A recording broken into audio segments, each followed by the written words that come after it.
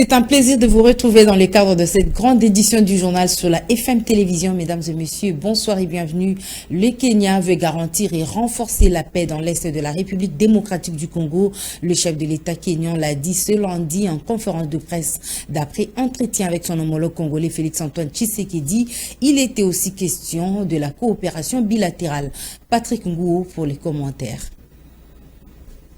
À en croire ce communiqué final lu par le vice-premier ministre en charge des affaires étrangères, le Kenya est visiblement déterminé à se serrer les coudes avec la RDC pour juguler l'insécurité dans l'est du pays, notamment par le moyen militaire. Son Excellence, Monsieur le Président du Kenya, a rassuré son homologue et frère de la République démocratique du Congo de l'engagement de son pays à poursuivre le déploiement en cours des troupes kenyanes et à opérationnaliser la force régionale. Le Kenya a un mandat bien précis en RDC, souligne le président William Ruto. Le mandat de la force régionale de la communauté de l'Afrique de l'Est a été issu de l'accord entre les chefs d'État et cela a été communiqué lors de la réunion du Conseil de paix et sécurité de l'Union africaine. Le mandat est donc celui de garantir la paix dans la partie est du pays. Peace in Eastern DRC. Une position kenyane qui n'a pas laissé indifférent le chef de l'État congolais Félix Tshisekedi. J'aimerais également le remercier et à travers lui tout le peuple kenyan pour le soutien qu'ils ont voulu apporter à mon pays qui, comme vous le savez, est victime en ce moment d'une agression injuste et barbare de la part du voisin rwandais. Il faut retenir que les relations bilatérales entre les deux pays sont au beau fixe, à en croire le communiqué final sanctionnant cette rencontre. Deux relations qui doivent encore se consolider davantage, en convenu Félix Tshisekedi et William Ruto. Agression rwandaise dans l'est de la République démocratique du Congo, la Chambre haute du Parlement s'est prononcée ce lundi sous la houlette du président de cette Chambre, Modeste Bahati Lukwebo. Les sénateurs membres de l'Union sacrée réitèrent leur soutien au FARDC ainsi qu'au chef de l'État. Dans une déclaration lue ce lundi, les élus des élus emboîtent les pas à Félix Tshisekedi en mobilisant le peuple congolais pour une victoire sur le Rwanda et ses alliés. Suivez la déclaration lue par le sénateur Jean Boko Mito Gambo. En ces moments où la RDC est victime d'agressions de la part du Rwanda et de l'Ouganda sous couvert du M23, nous fustigeons les silences et la passivité de la communauté internationale en général et la communauté africaine en particulier. Souscrivons au processus de Luanda et de Nairobi pour une paix durable en République démocratique du Congo. Face à l'injustice et au traitement discriminatoire à l'égard de la RDC, pourtant membre à part entière des Nations Unies, de l'Union africaine et de plusieurs organisations régionales et sous-régionales, les sénateurs de l'Union sacrée de la Nation se joignent à son Excellence Félix-Antoine Tshisekedi Tshilombo, président de la République, chef de l'État, demandant au peuple congolais de se mobiliser massivement en vue de la défense de la patrie et la reconstruction de la République démocratique du Congo, notre patrimoine commun. Les sénateurs de l'Union sacrée de la Nation encouragent et apportent leur soutien à nos forces armées et de sécurité en vue de la victoire sur l'ennemi. Les sénateurs de l'Union sacrée de la Nation invitent le jeune Congolais à venir de demain à s'enrôler dans nos forces armées en vue de protéger la nation et l'intégrité du territoire national. Les sénateurs invitent tous les Congolais à plus de patriotisme, demandent au gouvernement de la République démocratique du Congo de suspendre sa participation aux activités de l'Organisation internationale de la francophonie et généraliser l'enseignement de l'anglais à tous les niveaux. Les sénateurs de l'Union sacrée de la Nation expriment leur compassion envers les populations meurtries et en errance.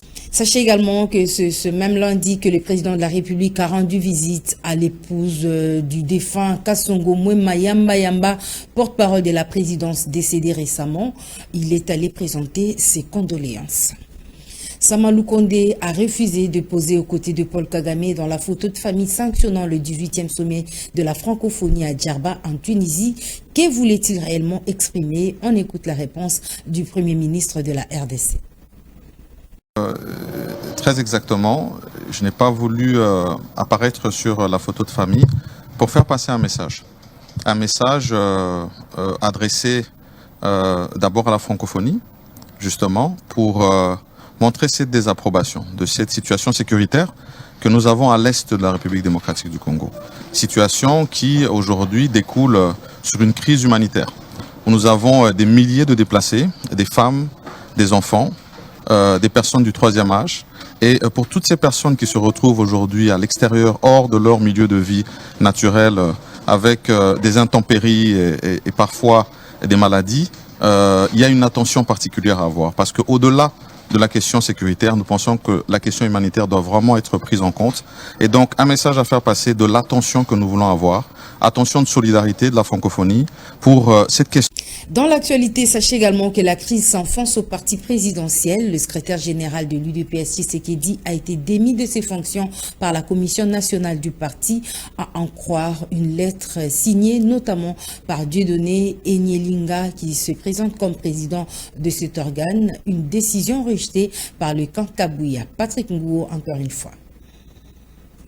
La Commission nationale de discipline reproche à Augustin Kabouya la division du parti au lieu de satisfaire aux objectifs lui assignés lors de la 4e session de la CDP, Convention démocratique du parti, tenue fin janvier dernier, dont la redynamisation des activités du parti en invitant sa segmentation et de protéger la personne du président de la République, haute autorité de référence du parti présidentiel, ainsi que de mettre fin à la mégalomanie ambivalente de M. Jean-Marc Kabound à Kabound. Fin de citation. Aussi, souligne ce document, le CG, déchu du parti présidentiel, a refusé à 2 reprises de répondre aux convocations de cet organe du parti pour présenter ses moyens de défense. Il s'agit plutôt d'une comédie, commente l'autre camp de la Commission nationale de discipline tenue par Emmanuel Moulumba, qui se présente comme son président.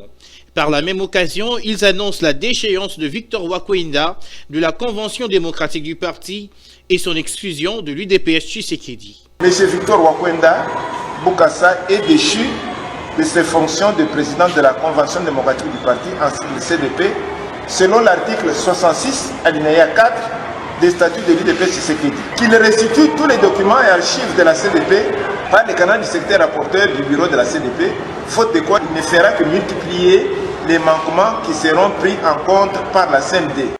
Ce qui est sûr, la crise au sein du parti présidentiel est loin de dire son dernier mot. On va changer de chapitre. Le Sénat a, au cours de sa plénière tenue le vendredi dernier, jugé recevable la proposition de loi portant statut particulier du corps des diplomates de la République démocratique du Congo, une initiative de la sénatrice Francine Muyumba qui a été ensuite confiée à la commission mixte PAJ et Relations extérieures pour un examen approfondi. Reportage Fifi Kalumbwe.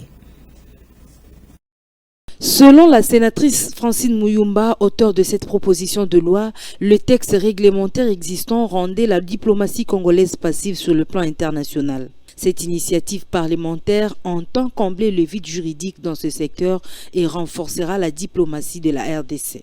Une fois voté et promulgué par le chef de l'État, ce cadre juridique donnera aux ambassadeurs à travers le monde des moyens conséquents pour leur travail. Dans l'administration du ministère des Affaires étrangères, et aussi permettre à nos ambassadeurs et à nos ambassades d'avoir les moyens qu'il faut pour mener la diplomatie, bien entendu qu'il faut. Donc cela veut dire que le prime le problème sociaux seront résolus avec l'actuelle proposition de loi dès qu'adoptée et promulguée par le président de la République. Nous allons tant soit peu résoudre le problème des diplomates de la République démocratique du Congo. Vous allez voir que même parfois, il y a même des ambassades qui disent qu'ils n'ont pas des charrois automobiles, qui ont beaucoup de problèmes, ainsi de suite.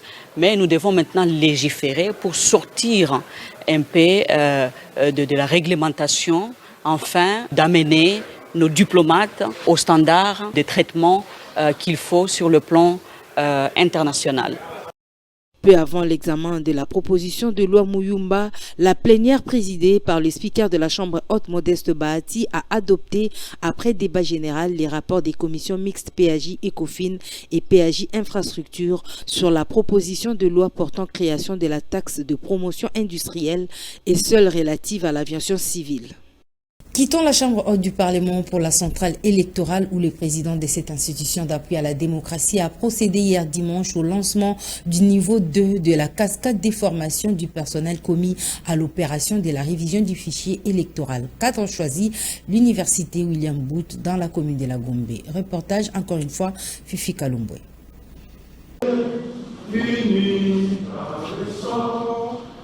Lancé officiellement par le président de la CENI, ce niveau 2 de la cascade des formations du personnel commis à l'opération de la révision du fichier électoral concerne 10 provinces. Elle constitue la première ère opérationnelle de l'opération de révision du fichier électoral. Il s'agit des provinces suivantes: l'Équateur, Kinshasa, Congo central, Kwango, Kwilu, Maïndombe, Mongala, Nord-Ubangi, Sud-Ubangi et Chouapa. Cette formation va accorder une place importante à l'utilisation des kits d'enrôlement et plusieurs exercices sont prévus durant les sessions. Les participants seront également amenés à réaliser des simulations sur le remplissage des fiches et formulaires bénéficiant d'un gain de temps en mettant un terme à la lenteur jadis observée dans les chefs des préposés à l'identification des électeurs. Ces sessions seront également consacrées à l'application du préenregistrement que les informaticiens de la CENI vont développer. Cette formation qui débute aujourd'hui va accorder une importance à l'utilisation des kits d'enrôlement et plusieurs exercices sont prévus durant les sessions. Vous serez également amenés à réaliser des simulations sur le remplissage des fiches et formulaires de manière à permettre un gain de temps et éviter la lenteur dans le chef des préposés à l'identification des électeurs, mais aussi des opérateurs de saisie OPS. Le président de la centrale électorale, Denis Kadima, a invité les participants à l'assiduité, à la ponctualité et à la discipline, en témoignant de leur part un grand sens de responsabilité. Denis Kadima a précisé qu'après les 3e et 4e niveaux de la cascade des formations, la CENI procédera au lancement de la collecte des données des électeurs dans les centres d'inscription des électeurs dans la première ère opérationnelle.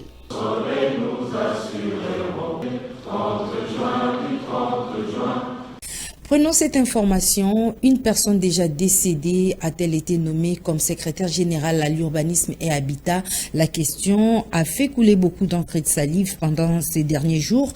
Le cabinet du vice-premier ministre et ministre de la fonction publique parle d'une lecture malencontreuse du nom du défunt Massimango Mbili Bouleli Daniel et rassure que la vision de l'arrêté signé, notifié et transmise au journal officiel concerne un autre secrétaire général.